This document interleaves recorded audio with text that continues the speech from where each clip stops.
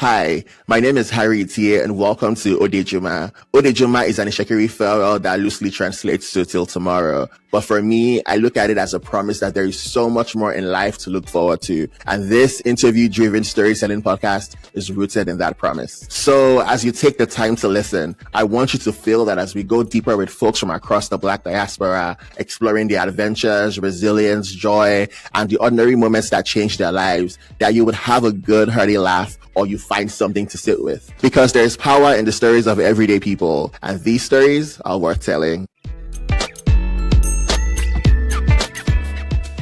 Hey y'all, welcome to another episode of Odejuma. I'm super excited to be here with you today because I have a really exciting guest who I'm going to be getting to know. But first, if you're just joining us, if this is your first time listening, use that like button, use that subscribe button, use that follow button, whether you're listening on Apple, Spotify, Amazon, wherever you listen to your podcast, or if you're watching on YouTube, don't forget to actually use the subscribe button as well so you get notified when new episodes are around. I'm Harry Tie. I'm excited to introduce my guest to you today. Will Rhem Jr. is a dancer, choreographer, poet, and teacher who has spent his life moving between forms. He was born in Frankfurt, Germany, and was raised in the Gullah Islands of South Carolina. And he carries both distance and deep roots in the stories that he tells. He has danced with, popular artists and also served as swing and movement captain in Harry Potter and the Cursed Child on Broadway. He's a teacher. His poetry collection, Abandoned Gardens Still Grow, traces a journey through healing in 4 parts and is now becoming a short film called Bloom. I'm super excited to welcome Will Rhem Jr. to Odejuma. Hi, Will. How are you doing today? I am great. Thank you for that wonderful introduction. That was really good. Thank you. But yeah, I'm feeling really good. I'm happy to be here. Thank you for having me. Looking forward to chatting with you, getting into the things, and having a great convo. Awesome. And thank you also for sharing. I don't know how I found you. I think it was through your book, which I've ordered, by the way, and she gets to me really soon. But I think I found you through your book. I think it was on Threads or something. I was like, oh, this would be someone I want to have conversation with, right? I also like the idea behind splitting a poetry collection in 4 parts. So something very spiritual about looking at what you were trying to do there. So I'm very excited to dive right into that conversation. But I want to start off with, for folks who are just hearing about you for the first time, for folks who I just, threw a bio at, who is Will Rhem behind all of these accolades and all this work that you've done? Who is the person behind the story? Yeah. So again, first of all, nice to meet everybody who's watching this for the first time. My name is Will Rhem Jr. I'm originally from South Carolina, Beaufort, South Carolina. Shout out to all my Gullah Geechee folks. If you know, you know. But yeah, I am just a creative, spirited Black man from the South. I'm an HBCU graduate, alumni of Bethune-Cookman University, and I love to create. I love art. I love food. I love to eat. And yeah, I just love to take my real life experiences and turn it into art. I am a storyteller, but I'm a truth teller first. And I love to tell the truth that I live and the truth that I see and experience. And I like to just kind of take it and make it into something beautiful, into something that I can share with people. Yeah, and that's that's kind of the gist of who I am, I guess you want to say. Really cool guy, real chill guy. I just like to create and just be and have fun. I love music, going into listening to different DJ and house sets, love house music, and I'm a really cool guy. And I want to say something first. Shout out to Threads, because Threads has connected me with so many people, and I know you mentioned earlier that's how you found me.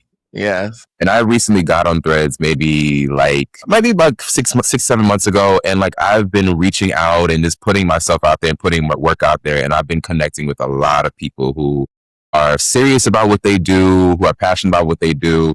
And it's really, really good to network with other people like that, because I do believe in networking across, as opposed to trying to climb up with some type of social ladder. Yeah. I'm really glad that my work found you, you found me, and we found each other, because now we have a new connection here. And I hope that continues for the both of us. Yeah. Yeah, for sure. And I really, like I said, I really love Threads. I think that with all that happened on Twitter, with Twitter, I feel like a lot of Black creatives, a lot of Black folks just migrated to Threads, and we've been able to use it and cultivate it in a way that is actually more impactful for us, whether it's for social connection or just even for, building what we're trying to build creatively. So, shout out to Threads.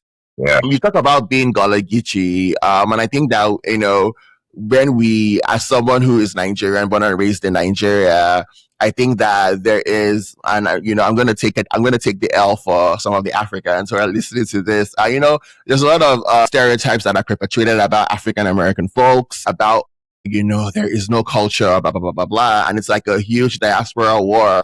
But the Gullah Geechee is a huge part of African American culture. Yes. That is, people have their roots here. This is your home. And so when people say things like that kind of like, I'm like that. There are people who, this is their ancestral home, for lack of a better word. For it, this is where their ancestors, toiled the soil. And this is where their roots are from. So I want you to talk a little bit about being Gullah Geechee and what that means to you. Yeah. Because I feel like that's also very immensely powerful in itself. Yeah, no. Well, first of all, what I want to say is that for those people who believe that African Americans have no culture, I just want to say, go do your homework, do your research, and that in fact, just open your eyes, open your eyes, open your ears, and look around. And everything that you see here in this country is African American culture, right? Yeah. And so, being Gullah Geechee for me, like it's who I am. We are taught from a very early age to be proud of who we are and to remember where we come from. Like my mama always said that to me, like, don't forget where you come from. Don't forget where you come from. No matter how far you go, don't forget where you come from. And it's such a thing that I didn't realize until after I got, older and left my hometown and went out into the world, that I started to realize, like, no, like I have an identity. No matter who tries to tell me that I am not something, or I am just something, or I'm only something, I know exactly who I am. I know who my people are. I know where we come from. I know our traditions and our beliefs and our cultural practices that has created the man that I am, and I say that all the time. I wouldn't be who I am without the love of my family, without the love of like my community, and being a Gullah Geechee person. Like, it is something that is very special to me because it is a rich history that is the beginning of a lot of African Americans in America coming through those ports of Charleston, and Beaufort and Savannah, like in that area, and being just dispersed throughout the country. We've all come through there. But for my people who were able to continue to live in those areas of the Sea Islands and maintain their culture, maintain their practices, from the food, from the language, from the traditions,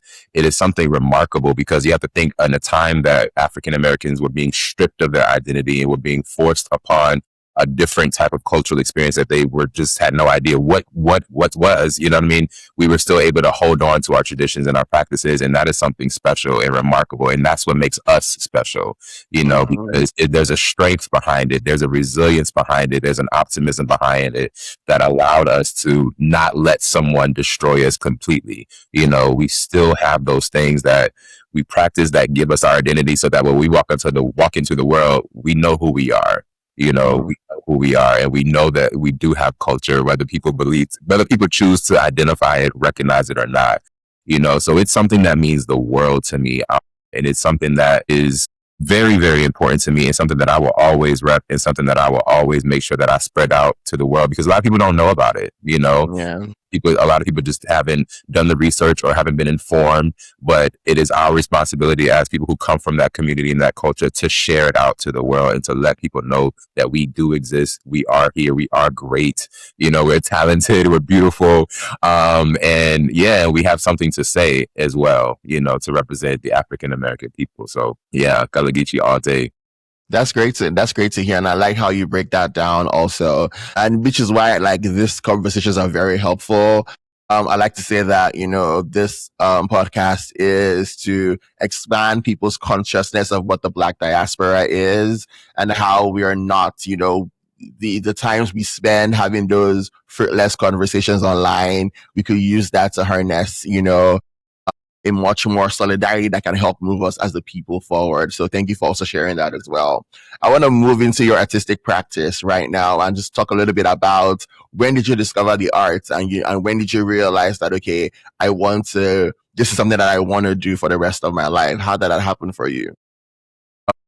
I feel like I've been always around the arts, right? And it's something that like I feel like we are all always around the arts if we choose to see it. And I think that growing up in the Gullah Geechee culture, there's always music, there's always singing, there's always dance. You know, I always say this, like I think Black people's first musical theater is church. You know what I mean? Like there's a whole performance happening in church. I didn't necessarily grow up in church, but I whipped to church every now and then, and there it was always a performance, and I loved the way that there was music playing, there was voices, there was singing, there was acting, there's a whole story going on, and it became a theatrical experience. And so I would say, like, if as early as I can remember, like my I have an older brother, we're 10 years apart, and he was a big music junkie. He still is a big music junkie. He played a lot of music in the house. And so I grew up listening to a lot of music. My mom listens to a lot of music. She loves to dance. So it was something that was always around, and music was like my first love. Where I started playing instruments when I was in middle school. I started playing the trumpet, and I did music in instrumental music from 6th grade up until my senior year of college, where I marched at Bethune-Cookman University in the Marching Wildcats. Shout out to the Marching Wildcats. But yeah, it's just something that's always been around because, and also like in music and me finding music, they had it in our schools as well. We have different festivals back home, like the Gullah Festival and Heritage Festival, where there's always music, drums playing, people dancing, having a good time.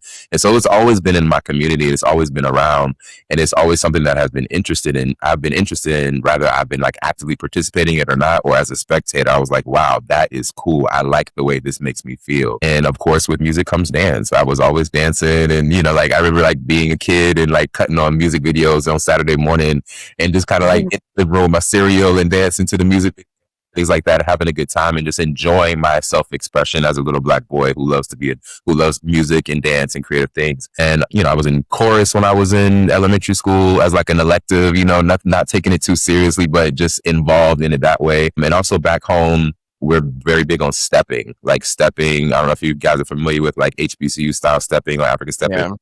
That's a big thing back home in our community. And I grew up stepping, you know, in elementary school, middle school, high school, was on step teams. And it was something that really kind of like solidified, like, okay, like, yeah, this is something that you like to do, to perform, to be an artist. And like I said, got in middle school, picked up an instrument, got into college, started dancing seriously and went professional. And then, you know, I just went on with it. And then also for writing, you know, I started writing when I was a young kid too. I remember being in 4th grade and learning about poetry for the first time.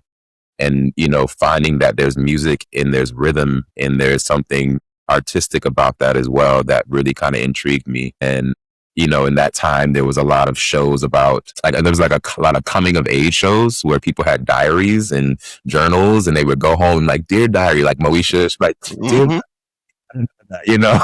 And I was like, oh, that's so cool, like to have like a little journal. And so I started one when I was a kid, and that began my poetry and writing journey. That was just something that I did for myself and another way to just express, just because I needed to, and it wasn't for, you know, recognition or money or anything. It was just like, this is what I feel, you know? Yeah. And I just never looked back. I've been writing ever since. Is that something that you still do? Do you still journal and write in your diaries till today? Yeah, absolutely. I have notebooks on top of notebooks that I write in, you know, and I think like I sometimes I pick up my phone because we're also in the day of technology where it's just easy to pull out that notes app. My notes get stuck in this too, you know, but I try to maintain my handwriting and I try to actually like put pen to paper because there's something about that, you know, as a writer that you understand that like that is it's like the journey to the goal, right? In the process of it all, as opposed to just like, to there with your thumbs and then putting it down. So I definitely still write. I definitely still journal. I have a bunch of journals and I'm probably going to be like that till the day I die. Shout out to that, and shout out to still writing with your hand, because a lot of us are just, just get on your notes app or get on your computer. Mm-hmm. But I do like a nice notebook. I like a nice pen and how it feels on paper. I think that is also really beautiful as well. So and something that I've noticed with like my older family members or just like older people in my community is that they still write. My mom still writes everything down. She doesn't even like think to put stuff in her notes. You know what I mean? And I know that that's a generational thing, but I also think it's something that keeps them sharp, you know, and I think it keeps them like active and like moving in a way that like this thing can't do. And so I'm like, yeah, I think I'm gonna take note and just keep writing for the rest of my life. That's good. That's good. I want to explore how you went from growing up and then now moving and switching to being a professional artist, right? Because I feel like there's a shift that usually happens, and sometimes it's not always the easiest thing to do to go from doing it, in school or doing it, on the weekends to now making a career out of it. So how did that transition happen? And what was like the first show that you realize, okay, now, okay, this is now my full time job? Yeah.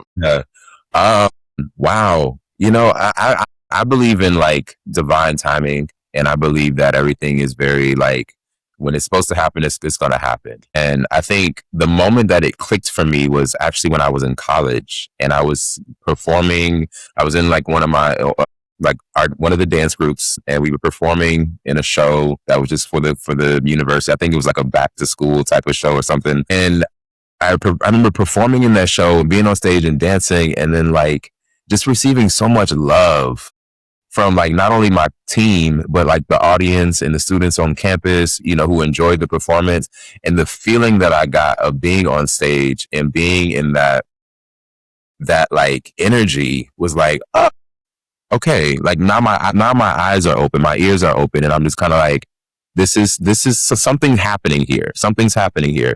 And the more I did it, the more I realized like, oh, like you really, really enjoy this. And at the time I was studying psychology in school, and I really enjoyed that as well.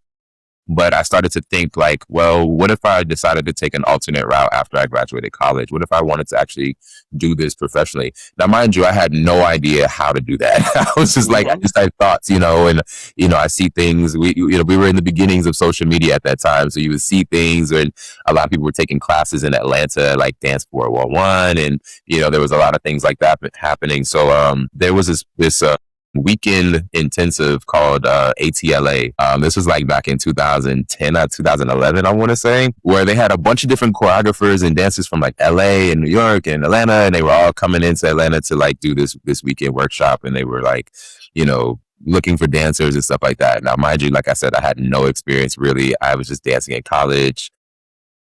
I was like, all right, I'm just gonna take a whim, and I actually a friend of mine, we got together, rented a car, and drove to Atlanta and got a really, really cheap hotel, and just went up there for the weekend, and I danced. And that was the first time I was around professionals, like people who do this, people who are making careers of it, people who were, like choreographing music videos that I love, and watching dancers that, that I've respected. And it was an eye opener for me. It was scary. It was very scary. I was like, oh, wait, I think I might be in over my head here, because I'm dealing with people who've been dancing for years and have so much experience, and I just like to do it. And here I am in the same room with them. But in that fear and in that like that timidness, I found like a courage that was like, yo, you can do this. You can actually do it. If they're doing it, you can do it. You know what I mean? If people are making a career out of this, if people are making a living from this, then you can do that as well. And so from that point on, like, that weekend was tough. I went back to school, and I was like, you know what, this is what we're going to do. Like, after I graduate, I'm moving to Atlanta, and I'm going to pursue this professionally. And by the grace of God, like, again, timing, everything just kind of aligned in a very beautiful way. Turned like after I left undergraduate school, I didn't actually start professionally dancing. It didn't work out that way. I actually to graduate school, and I got a full scholarship to FAMU to study community psychology in their program. And it was a great opportunity, and I was there doing my thing.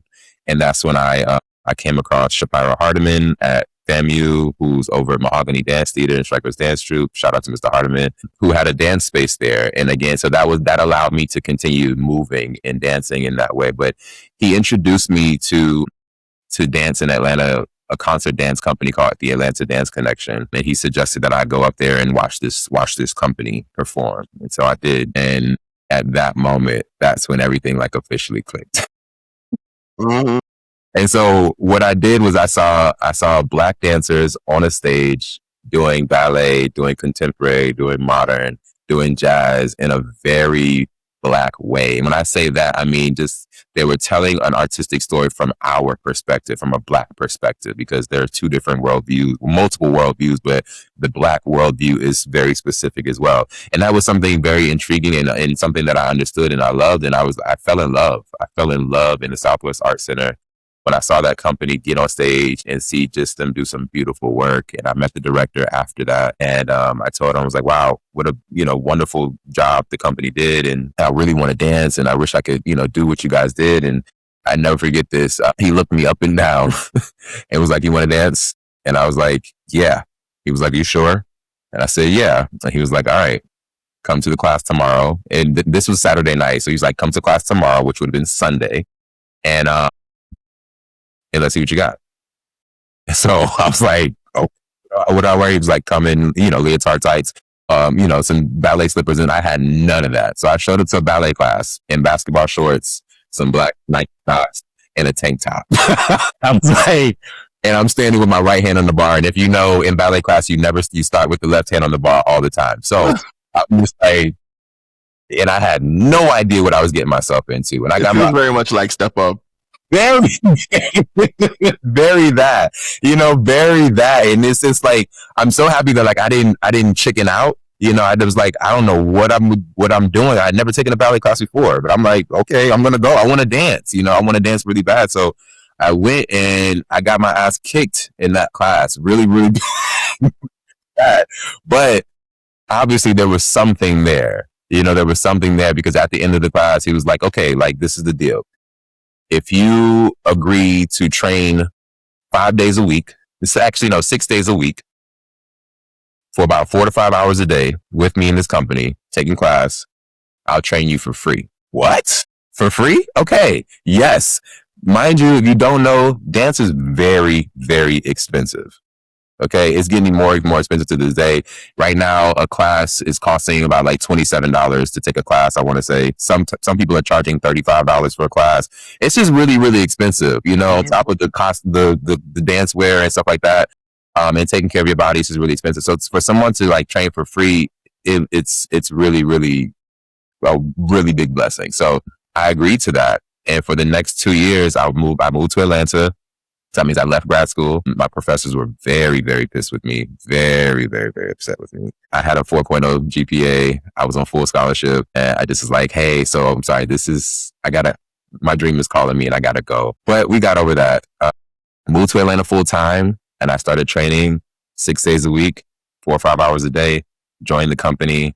And that's when I began like my professional journey to really become a professional dancer. And from there, it just kept going, but shout out to Alan Gartrell and Levon Campbell, of the Atlanta Dance Connection for giving me that opportunity to train. It's for seeing something in me and for them to train me and give me a gift that allowed me to like expand what I already had and keep doing this thing, So that was, that was the beginning for me. Very, very step up. Very, very, very step up. And I'm curious as to the version of Will that, was, what's the word I'm looking for? The version of Will that may have been apprehensive about, oh, I have this scholarship to this in this, college. A full scholarship is not, it's not easy to get. I have the scholarship, but I'm going to make the move and leave and go chase my dreams.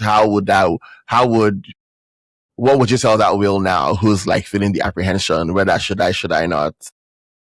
Brother, it's going to work out. Let's go. Point period. It's going to work out. Let's go. You'll be all right. Take a deep breath and let's go. Come on. We got to go. But that part of me, I feel like I did have that back and forth, during that time, because it wasn't just like my professors who were kind of like trying to keep me. It was my family as well, my friends and my coworkers at the time, they're just like, are you sure? Because let's be honest, like when you say you're going to go chase a dream, or especially when it's something artistic and creative, people are like, are you going to be that 40-year-old rapper? You know what I mean? And it's just like, there's a lot of negative talk around it. And a lot of people just because I guess we don't see it as often, we don't believe it can happen as often. We know it can happen, but there's a more doubt in our minds that things like that won't work because we just don't see it often, especially for us. You know what I mean? Yeah. Especially if we're in spaces already, you're in a full scholarship, you're in graduate school. Like, come on, dude, you're chill out, but, a part of me would just go back and tell that apprehensive Will, like, trust yourself, listen to yourself, believe in yourself, because don't listen to all of that, listen to it, take it in with a grain of salt, but trust yourself ultimately and do what you do. Because like my brother always tells me, like, you got to live your life, live your life for you. And it's not to say ignore everybody, but just understand that those things are usually coming from a place of care. Those things are usually coming from a place of fear, of their fears. And if you understand those things for what they are and not take them on internally or personally as somebody's like, oh, they just don't want you to do it. No, it's not about that. Those things have more to do with those people than it has to do with you. So at the end of the day, listen to your voice, trust your voice, follow your heart. And if you fail, at least you can say you tried. Because at the end of the day, you always go back and do. You can always, you know what I mean? You can always go back and get into another school or whatever, you know what I mean? But at least you can say you tried. And I told myself I would rather live with that than to say like, damn, what if I would have? What if I would have? What if I had? You know what I mean? Yeah. Yeah. The what would have is harder than, trying and failing, you know what I'm saying? So I'm glad you're able to listen to yourself. Over from that time till now, what are some of the highlights of your career so far? The things that have brought you the most joy, the places you've performed, the things you've been a part of. Yeah. I mean, honestly, I can say I'll list some specific things, but I'm gonna say the whole thing has been the highlight. Because what I'm learning as I've gotten older, because I've been in the game almost like 12 years now, which is not a long time, but it's past the 10-year mark. Because I do believe in the whole idea of like it takes 10 years to be a professional, 10,000 hours of practice to be able to do the thing you really want to do. But I'm realizing now at this point that everything that I've done up until this point, whether big or small, was extremely important and extremely meaningful to get me to this place that I am now. And I'm learning that like it's not about the opportunity or the job. It's about like your experience doing the thing. Like, did you have fun? Did you dance your ass off? Did you inspire? Did you tell the story? Did you know what I mean? Like, did you grow from that artistically and creatively? So this whole thing has just been a one big, beautiful highlight. I feel like when I'm 20 years from now, God willing, I'll be able to sit back and be like, damn, this was that was good. You did that. You know what I mean? But some like really, really special moments was dancing with Philadelphia, the Philadelphia Dance Company. If you don't know Philadelphia was one of the world's best Black dance companies, ran by the legendary Joan Myers Brown, who's a pioneer in dance, for as far as making a way for a lot of Black dancers who now as big stars, from Leslie Odom and Lee Daniels and like all these different people who have come through Philadelphia. So to be a part of that legacy was definitely one of my greatest accomplishments and one of the most influential times in my career, because I learned so much. Because talking about being around professionals, but being around a seasoned professional like Joan Myers Brown, who has so much wisdom and so much knowledge to pour into dancers, and who has seen so much, it's just like, that's an incredible experience. And all on top of that, like I got a chance to work in Japan for like 9 months doing a show out there called Endless Shock, which is like musical theater. I lived in Japan for 9 months and I toured through Tokyo and Osaka. And that was a really, really special moment for me, because that was one of the moments where dance took me out of the country and it allowed me to share my gift in a myriad of ways, like through a different language, through a different culture, and just to experience, the world through the arts was just like incredible. I come from a military family, and so like my dad did a lot of traveling, my brother does a lot of traveling, being stationed in different places, and I always thought that was cool. But it was also a moment for me to be like, well, I'm not in the military, but I'm still here, I'm still there. And it was a very, very like significant moment in my career. But yeah, like I said, the whole thing, but I'll say those two for now. Yeah. So the journey is the highlight. Yeah, the journey is the highlight. I think if you would have asked like 25-year-old Will, like I'm 35 now, if you would have asked 25-year-old Will, what's the highlight? I would have started like name dropping and listing this and doing it. You know what I mean? And talk about that. But it's just like, while that is all cool and dandy, but it's just not where I am right now. You know what I mean? Like I'm realizing that it's so much more about the bigger picture, because I'm not an artist just for the sake of being an artist or for the sake of saying that I am or for the sake of notoriety or listing things. Like it's not about that. It's something much more deep and much more spiritual for me that is a necessity to my well-being and to how I live life and how I navigate through this world as a Black man. And it's something that I'm realizing that I am so very lucky to do. I'm so very blessed to be able to do this thing in the way that I do it, that to dissect it and break it down into like moments would be a disservice. You know, it's the entire thing, the good and the bad. You know, the times that I didn't have no damn money and I'm sleeping on people's couches, you know, I'm on a whole different state, sleeping on a friend's couch just so I could take these classes or be in this program. It's like things like that too. You know what I mean? Like they all matter, because every step was the next step to get you where you are now, you know. And I'm really, really, really, I love where I am right now, and I know that there's so much more to do, and you know, there's a lot more work to do. But where I am right now, I'm like, yes, thank you, I'm good, you know. I'm going to ask you about the So Much More piece later on, but let's talk about where you are right now. Where you are right now is you have a published anthology. If that's, yeah, I think it's called an anthology, right? A collection. You have a published poetry collection, you know? Yes. Because I don't want the literature girlies to come and be like, yo, that is that. I'm like, please, please, please, please. You know, don't take it easy on me, but you have that. You are currently teaching as well. You have Harry Potter and of course Child. You have your collective that I saw about, where that does a lot of things from social impact to creative stuff as well. How do you balance it all out? How do you find time to do it all? I'm still trying to figure that out, Harry. It's a lot. I, like probably many other artists, I get flooded with ideas and I get flooded with different things that I'm interested in doing and want to do. And I'm learning now to just literally take it one day at a time, one step at a time, one thing at a time, and know that everything will eventually get done, you know? So I think for me, the balance just kind of comes in waking up that day, and deciding, first of all, checking in with myself. How am I feeling? What am I, you know, where's my energy? Because that's going to dictate what's going to get a little bit more energy today. Because, you know, sometimes I wake up and I'm like, I'm tired. I don't got nothing today and I got to go to work. I got 2 shows to do today. I'm trying to get some to eat, come home and go to sleep. And then we'll try again tomorrow, you know. But some days, like, all right, boom. I got no shows today. I'm off today. I got a lot of energy. Let's work on this thing, you know, let's kind of get this thing going. And I think so, checking in daily and just kind of figuring out, what do I want to do?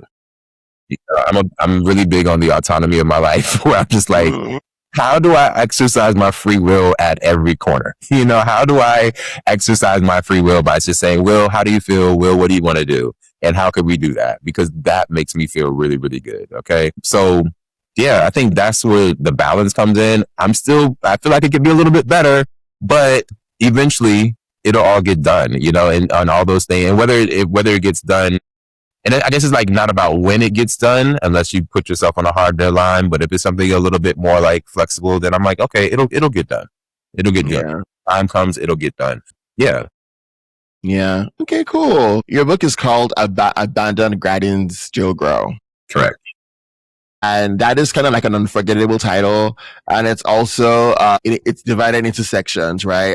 I'm curious about, first of all, where did that title come from? Mm-hmm. And what's the story behind Abandoned Gardens Still Grow? Okay. So thank you for saying that. I really appreciate that. You know, it's still a very surreal thing for me to hear feedback from other people around the book in whatever capacity that they give it. So thank you for that. The Abandoned Gardens Still Grow title is something that it just kind of came to me, and it stuck. It really stuck. At first, the title was originally just Abandoned Gardens, and then I added the Still Grow at the maybe like 2 weeks after that, just because I was like, I think that is like the icing on the cake. But the Abandoned Gardens Still Grow title comes from a place of recognizing myself as a garden, recognizing my mental as a garden, my physical, my spiritual, my emotional, just like my entire being is a garden, right? And for any, I don't garden, but I'm very fascinated with those who do. And I'm very fascinated with the idea of gardens just because it is a way for humans to connect with nature in a way that is a relationship of a give and a take. You know, you dig your, you plant your seeds and the earth gives you something back. And I think that is this, the same rules can apply for ourselves as people. It is not about, it's the relationship that we have with ourselves, you know, what we give to ourselves and what we release and what we put out from those seeds that we plant within ourselves. So the title came from this, and that's like the first couple lines in the book.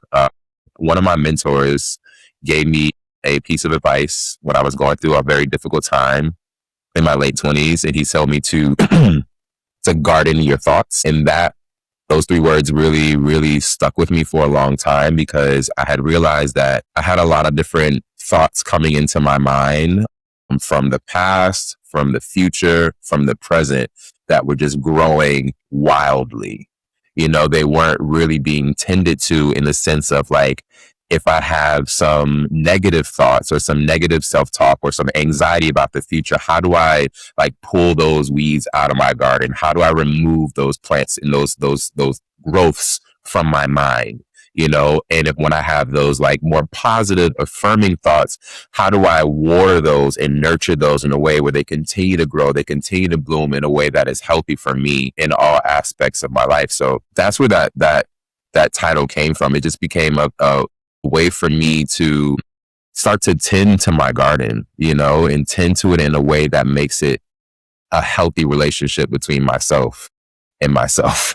You know what I mean?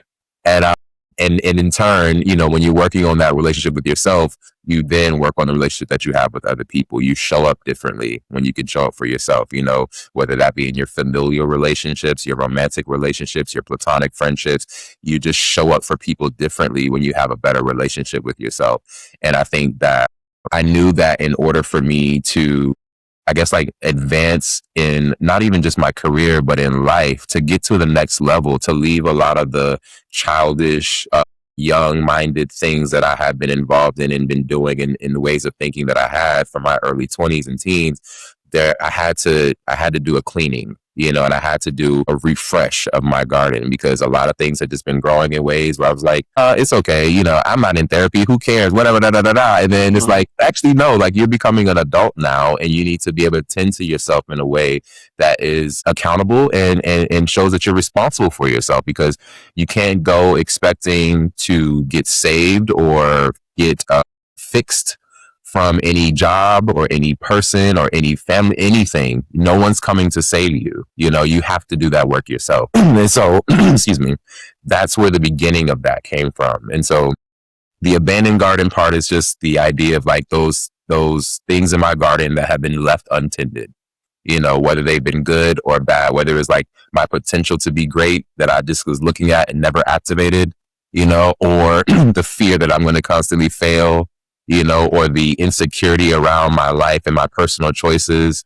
you know, all these things that had just been sitting there, right? Not getting tended to. However, they were still growing. They were still blooming. They were still thriving and becoming something that I had to kind of like claw my way through just to say like, okay, like let's clean this thing up and let's get it to how we need it to be. And let's always remember to actively check into your garden, and because they're gonna grow regardless. They're going to grow regardless, you know? So that's where that title came from. And I talk about that throughout the book, just like my journey and just like the process of tending to my own garden and really confronting some very uncomfortable truths, really confronting myself in a way that holds me accountable and allowing me to just deal with a lot of things that have been blinding me or holding me back or pulling me down, you know, some poison ivy, some things that just was making me itchy and sick. And you know what I mean? This is like that, you know what I mean? Where I'm just like, all right, metaphorically speaking,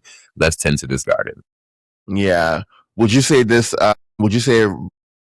publishing this book or writing this book was therapeutic for you? And in what ways do you feel the change that happened to you personally after putting pen to paper on this project?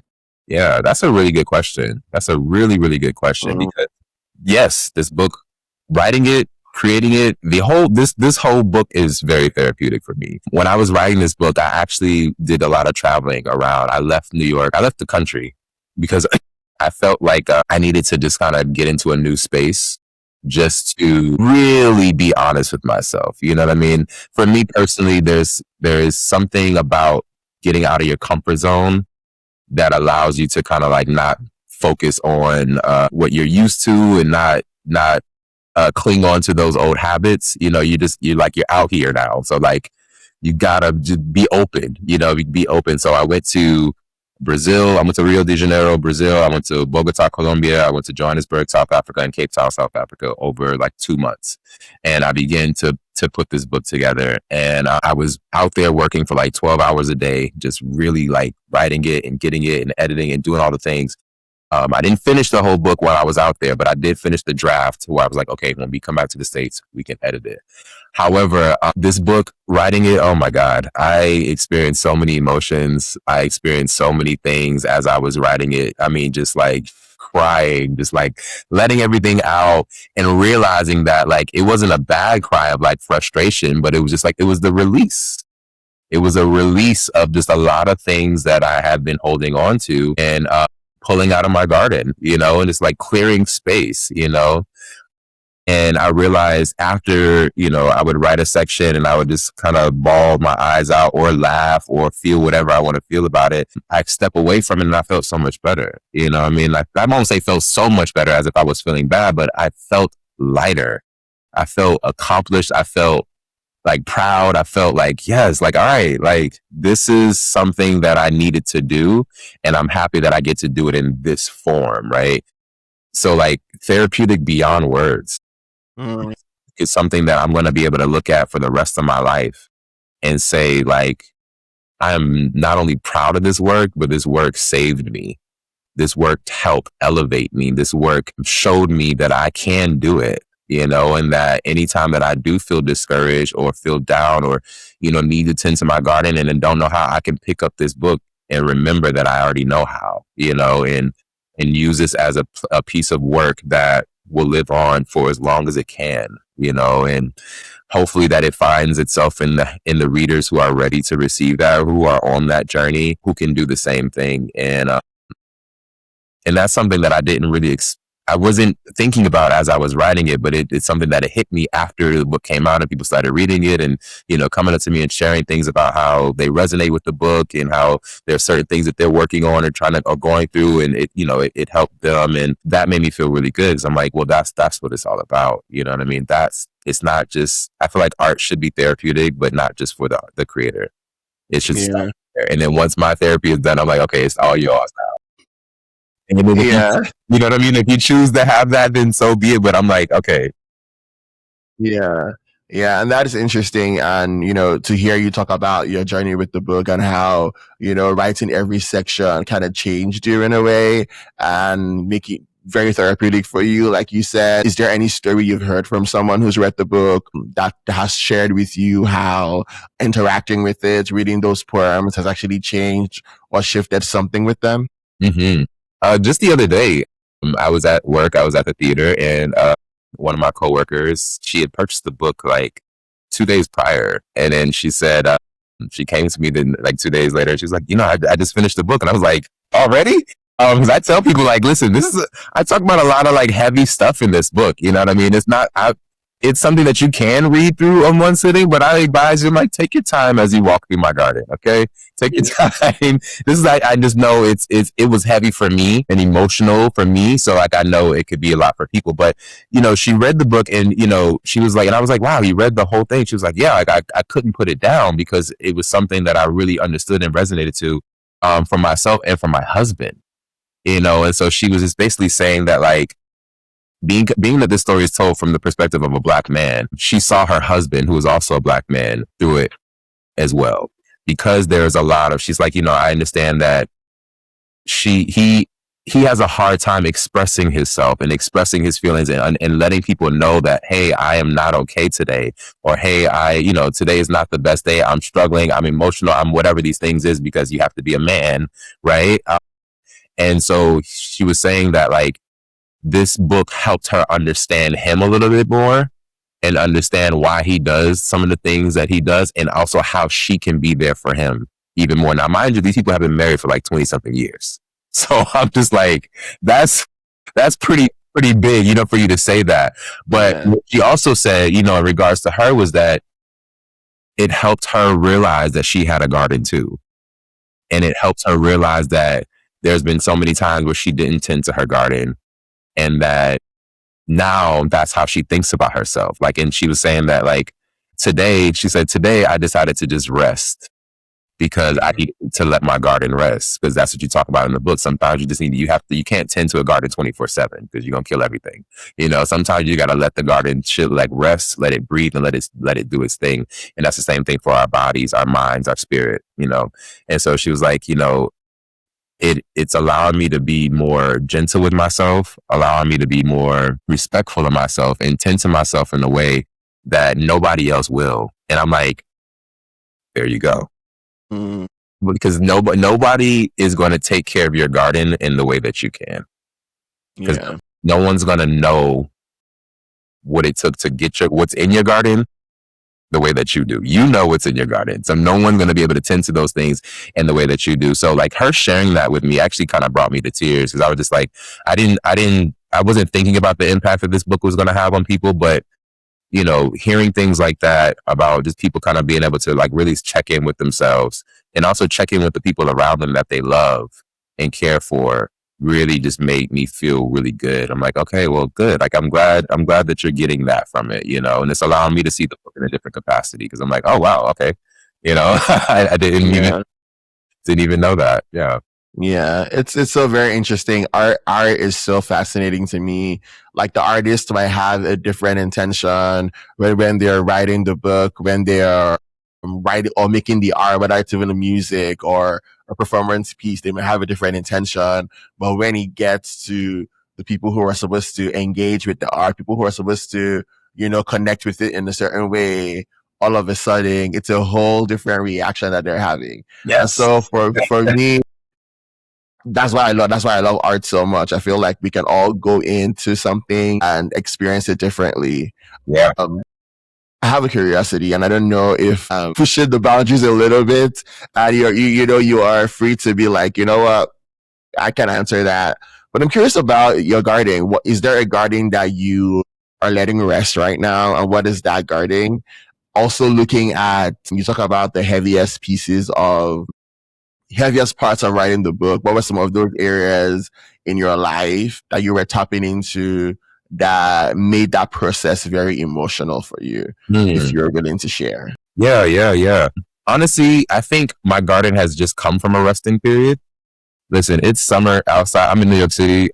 It's warm. It's summer outside. So my flowers are in full bloom, and it's just like, yes. And I also just celebrated a year of the book being published. June 4th this year makes a year for the book being published. So I was like, oh, like, yes, like, we're back. However, prior to that, I felt like my relationship to the book was on a resting period, because I was telling this to somebody the other day, you know, because everybody's like, oh, you should do this, you should do that. I'm like, I hear you, but I need to take a break, take a step back, because it's like, and I'm pretty sure any artist or any person can really relate to this. When you pour so much of yourself into something, you have to take a step back from it once it's all completed. Because it's just like, whew, I just ran a marathon. I need a break. You know what I mean? And that's kind of how I felt about it. And so I think that was like a bit of a resting period for me, where I was just like, okay, the book is done. The book is out. I'm letting the book do its thing. I'm not really pushing it. I'm not overly trying to, like, you know, do the things. Like, all that stuff will come. And like I said, this book is not going anywhere. It's not going to vanish tomorrow. So like, I have the time to promote it and push it, you know, as I need to, and opportunities will present itself like this, you know, like, really happy that we got a chance to connect, because this is another opportunity for me to talk about the book in a very organic way that I didn't expect or didn't see coming, but I'm happy that it did, you know, because that's another thing about this book. It's a seed planted that's going to continue to bloom and grow in ways, and it's going to grow itself, you know? So definitely just coming off a resting period from running that marathon of writing the book. And it was, I'll say a marathon, or like it was exhausting just because, again, I talk about a lot of just heavy things in this book. One of the heaviest things that I talk about is just like my childhood traumas, some things that I seen as a child that really impacted my mind and my spirit in a way that just kind of like shut me down and like made me kind of become really, really internal. And it's the first poem in the book called Carving Space that talks about like a domestic violence situation with my mother that I witnessed as like a toddler that was really, really brutal and really, really hard to process and understand as I got older. It's something that I just kind of pushed to the back of my mind.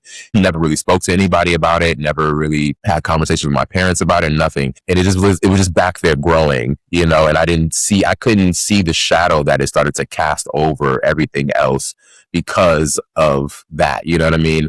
Yeah. And I talk about like my mental health, you know what I mean? And like my journey of navigating my mental health and what that looks like as a Black queer man in America that is trying to be an artist and trying to make it and trying to navigate this crazy society that we're living in right now. And like what does that even look like? You know what I mean? For someone who comes from a community of people who didn't necessarily like support or believe or encourage therapy, when therapy probably would have been helpful 10, 15, 20 years ago, it's like you're constantly navigating struggles and pain and issues on your own, or you have your friend group who are also going through the same stuff, to support you, but you're not really getting to the root of the issue and treating it. You're just kind of like putting a Band-Aid over it. That Band-Aid grows off because it's still growing. So it doesn't make, there's no space for that Band-Aid to stay. And, it becomes something that shows up in your romantic relationships, which I talk about that as well, as far as like how my own traumas, my own mental health issues, and my own personal things showed up in my romantic relationships.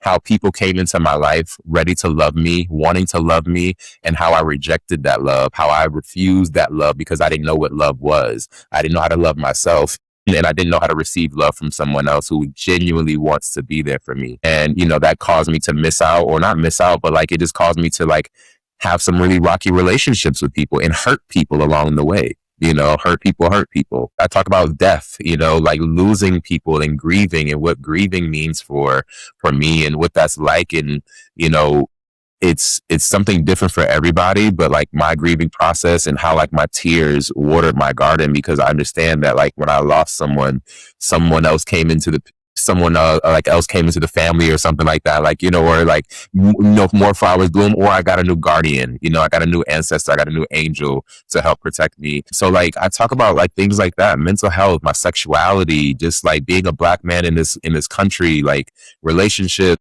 trauma, like a lot of different things that were heavy to me that I carried for so long. And the weight of them in the book, that's why I tell people, listen, take your time as you walk through this garden, Okay, okay. I'm excited to dive in for sure. Yeah. I don't mean that like I'm excited about the heavy stuff you've shared, but like I feel like I'm excited to be able to engage with the art in a way that it would move me also, because we're also navigating the same things as well. Navigating loss. I lost my dad in 2024. Also, sexuality, being Black and gay and from Africa, and what that is like in itself, and now living in the US and navigating that piece as well. So I'm sure there are going to be some things that will resonate for sure, and I'm excited. So that is what I'm excited to engage with.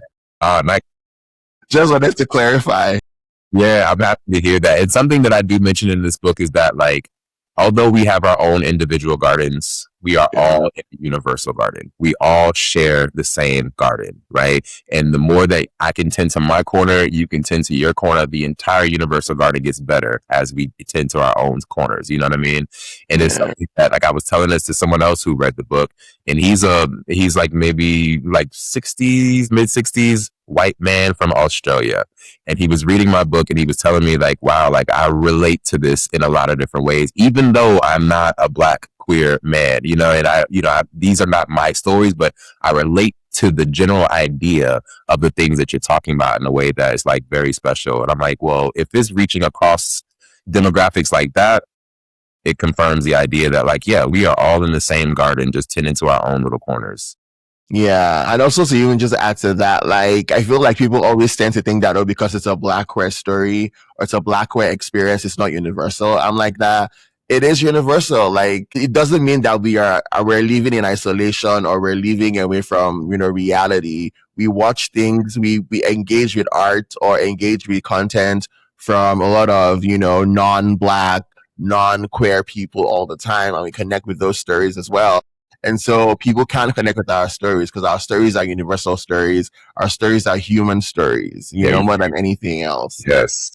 And funny thing, that is where our advocacy is, if you look at it away from the politicization of our sexuality and gender identities and whatnot, it's a human story underneath it, That's it. and That's so. really it. We are humans first. Yes, That's it. exactly that. I want to talk about Bloom before we wrap up. Okay. Bloom is the short film that's going to be based on the book. Tell us a little bit about Bloom. What parts of the book are you bringing to film, and when can we expect to see Bloom? All right.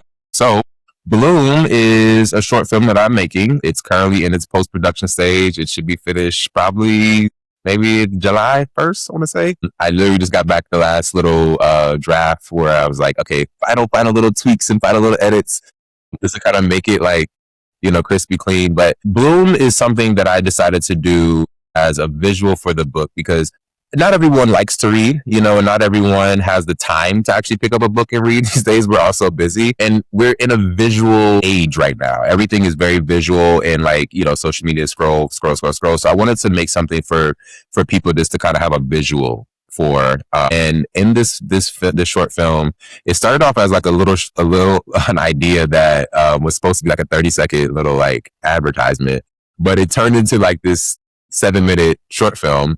And first I want to shout out to my director of photography and editor, John Roque, aka John. It's only he and I working on this project, and we have done some incredible work. I must say, for it to be a person production, we've done some incredible work. I also found John on Threads, so that's something like shout out to Threads again, the Threads community. Shout out to Threads.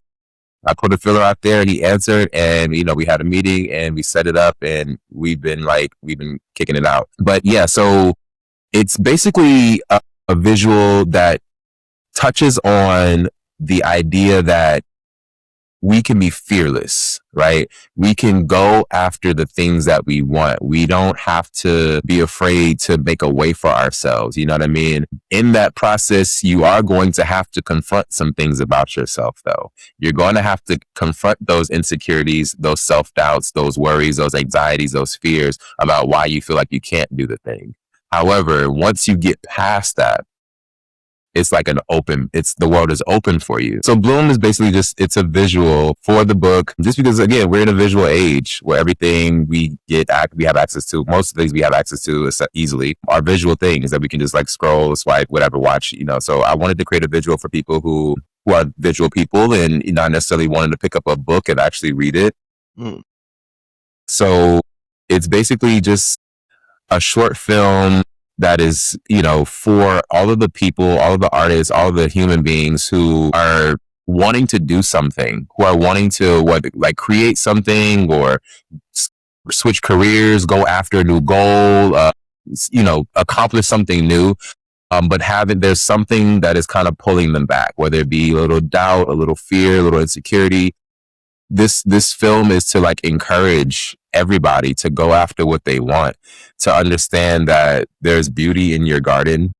And if you choose to tend to it, choose to water it, choose to nurture it, choose to let it rest, take care of it, it'll give you beautiful things back, And so I basically am going through this journey of confronting myself, saying, I want to make art, right? I want to be this thing. And but, I have my own doubts and insecurities about that. And I go through this journey of hearing those voices and running from them and, realizing that the only way out is through. And so I get through this garden and I'm in this beautiful place now. There's a little bit of acting, a little comedy, a little bit of dancing and some choreography. There's obviously some spoken word and poetry involved into it. And like I said, shout out to my director of photography, John Roque, aka John. He's a wonderful editor, wonderful DP. He has helped me create some really beautiful visuals for the poem, for the short film that I'm really, really excited about, really excited to share. Like I said, we just did the final draft was sent to me like maybe a week ago, and I'm just like really just polishing and fine tuning these little small things that I feel like could be a little bit better. But I definitely feel like by July 1st, it'll definitely be available for people to see. So yeah, that's Bloom. That's my short film Bloom coming out. And I plan to actually do a lot more short films, again, because we're in a visual age. And I realized through the process of making Bloom that I really enjoy working through that medium of being on camera and making something that people can like kind of watch on their phones, on their computers, wherever, as opposed to having to come to a theater and see it like, live theater. Shout out to live theater, still love live theater, but there's something about working in that other medium that I've found to enjoy. So I'll have a lot more visuals coming as well, and to just continue to support the book. Yeah. Awesome. I'm excited to get to see Bloom and get to see the work that y'all put into that for sure. I have a bunch of rapid fire questions for you before we let you go. Okay. The first one is, what are the 3 songs that are currently on your playlist right now? 3 songs are currently on my playlist. Okay, wait. There's a song that I found the other day that I've been really listening to. It's by Nile Rodgers. It's called "That's Why I Love You." Nile Rodgers is from the band Chic. You know that song. I don't know if you guys know the song "Freak Out." Dun, dun, dun, dun, Yeah. Rodgers from that band. This is a real old song, so that should let you know already what my music genre. It's okay. It's okay. And I think he was on. Was he on Renaissance or he was on Cowboy Carter? It was one of the albums. Yes. He did like some work on one of Beyonce's one of the acts. So yeah. So that's definitely one of on my list. I also have to put "Spin That" by Carisha. Yeah, everybody's on that right now. Yes. Spin That. That's the summer anthem. And then the other one it's the song it's the remix with the baby Glorilla, and I'm missing. I think Carisha's on it as well, but it's the pop that thing, make it up. Crazy, love that. So yeah. love it. What is a dream role that you want to play? Dream role, like doesn't matter which medium, like theater. It doesn't matter. Any medium is fine. My dream role is to be, if Spike Lee brought School Days to Broadway, I would want to be in School Days on Broadway as one of the like gammas or something like that. Okay. Well, yeah, I would want to be in School Days on Broadway. I'm gonna leave it at that. Spike Lee. From your lips to Spike Lee's ears, Yes. What is the favorite poem on your book that you always return to? Ooh, I'm going to say Wildfires. Yeah. Okay. One called Wildfires that is about a relationship that was like really, really intoxicating and really, really fiery and hot that of course eventually blew out. Yeah. Okay. Yeah. Okay. What is the stage? I know you've traveled around the world, you've performed in different places, but what is the stage that you're dreaming of, stepping on and performing on really, really badly? Ooh, these are such good questions. A stage that I am dreaming to be on. Carnegie Hall would be nice. Let's do Carnegie Hall. Yeah. Okay. Carnegie Hall. Okay, cool. Carnegie Hall. Okay. Who's your dream collaborator? Dream collaborator. I would love to collaborate with Doechii. Okay. I know that's like a bit of like, but I really love Doechii. And I really like the way she expresses herself as an artist. It's very, very unique and very individual. And I feel like, yeah, I think we would have a good time together. Okay. Shout out to Doechii. What's your dream travel destination? Dream travel destination. Probably, let's say right now, let's go to Egypt. I would like to go to Cairo. Okay. I would like to check that out. Yeah. Okay. Cool. Yeah. Finally, what is your guilty pleasure? Cookies. Okay. I love cookies. Oh my God. And not like any like big fancy cookies from like, Levain or anything like that. I do basic cookies, basic duplex cookies, a little peanut butter cookie, a little like fudge mini stripes. Yeah. Love those, but I love cookies. I eat them way too much. Awesome. I have a question and kind of maybe like a request. Would you be open to doing one of your like your favorite poems? I think that as we wrap this episode up, I want you to leave the folks who are listening, who are watching, I want you to leave them with a piece of your art, with a piece of this book that is impacting people, that impacted you, that was therapeutic for you as well. So if you would, love to perform something for us, Sure. that would be very appreciated. Of course, of course. So I want to start by showing the book here. I know it's Okay. kind of backwards, but this is my book, Abandoning Gardens Still Grow. That's me on the cover, standing in the garden. Bit of a dark shadowy back here, but that's a beautiful artwork, by the way. Thank you. I designed it all myself. Shout out to that. Yeah, crazy funny story behind that. But anyway, this book taught me a lot. Let me just say that because I'd never published a book before, but it taught me a lot about publishing a book and what it takes to do it, from cover design to formatting to bleeds to fonts, all kind of things like that. So yeah, this is the book Abandoning Gardens Still Grow. It's available on Amazon, Barnes & Noble, and soon you'll be able to order directly from me on my website. I just had to get a new shipment in because I just sold out of all my books 2 days ago. So shout out to y'all. So I will read a poem from the first section, which is the soil. The book is broken into 4 different sections: the soil, the seeds, the water, and the light, which all things that you need to grow things in a garden. And this poem is called Little Black Boy. This is one of my favorite poems as well. And it's just a poem that I wrote. I wrote this poem during the pandemic. I was at home in South Carolina, and I was just sitting on the water and just, we were all experiencing a very interesting time. We were all having a very interesting time during the pandemic. And I was just, processing some things with myself and understanding who I am, where I wanted to go, and what this time meant for me. So this is a bit of a little love letter to the little black boy inside of me. And also know this is not only just for little black boys. This title is also very interchangeable. It could be little black girl, little black person, little black queer, whatever you want to be. You know what I mean? But yeah, so this is little black boy. I haven't read this in a while, so this is going to be interesting. Little black boy, just be. They don't know what you have. They can't see what you see, little black boy. Just be. Everything you've ever dreamed, everything in between, everything unseen, even when it seems as though you are not enough. Stretch your arms wide. Hold your head to the sky. Let your light shine like the sun on Queen Oshun's ever-flowing life source, where crystal clear reflections of divine energy mirror your melanated majesty. Stand tall and stand proud in everything that you is and everything that you ain't. They don't know what you have. They can't see what you see. They be strong and wrong and trying to tell you who to be. Walk like this, talk like that, act like this, don't cry like that, feel like this, dress like that, love like this. Don't love back, but love is who you are. Love is how you know. Your existence is on purpose. Your presence is a gift, unwrapped from everything they want you to be. So just be everything you've ever dreamed, everything in between, because you, little black boy, are seen as king or queen or whoever you choose to be. The only right way to exist is in your truth. And honestly, there's no need to hide or be scared of who you truly be. Remember, who you are is special, no matter if they see it or not. You should know that you've got everything you need, and everything you dream will soon come to be. They don't know what you have. They can't see what you see. They don't know who they are, but they try to tell you who to be or who you can't or what you don't or how you'll never break free. But little black boy, when I look at you, I can't help but to see me. And recall how this world works a little differently for little black boys like you and like me.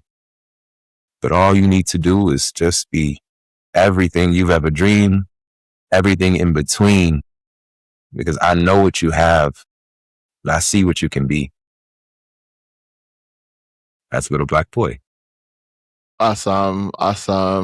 Thank you so much, Will. This has been such great conversation. Thank you for leaving us with that very impactful poem. That's something that we're going to sit with. I'm really excited about all that you have got going on, all that is coming to fruition, all of that is going to be blooming from your garden over the next couple of years.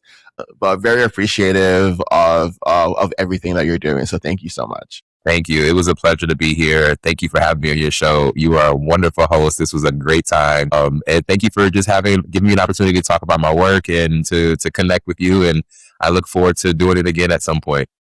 Awesome, awesome. And if you have been watching or listening, I've been speaking with Will Rhem Jr. I'm going to share all the information in the description, where to buy the book, how to follow on Instagram, the website, all of the things so you can stay connected.